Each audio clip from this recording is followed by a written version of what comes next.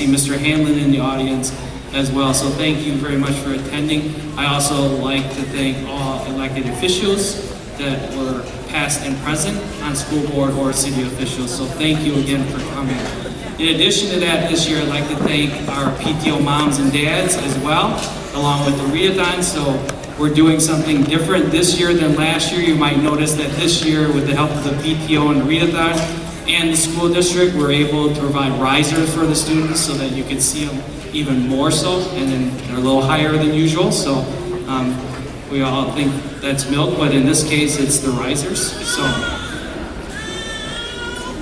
also, I'd like to thank our maintenance and custodial crew of Mr. Sun and Mr. Becker and Mr. Diener for helping set up this morning, as well as Mr. Kraus and Mr. Roschlag for the PA system and the speakers and the microphones. And they also have to tear that down as well because somehow they don't trust me as much touching the equipment anymore.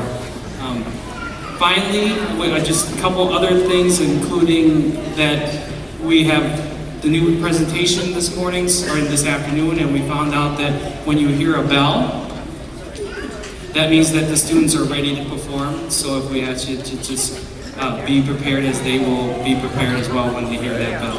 And so at this time, I'd like to thank you again for coming.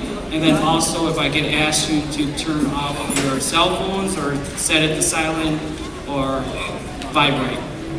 Also, one last thing, your children like me to pass on, because they know they have younger siblings or brothers and sisters in the audience that might be younger, and they're okay if they get out of hand. It's okay for you to take them outside and then comfort them in the hallways. I always make a mistake when I use the word comfort in case of another word, but I'm glad I used the right word this year.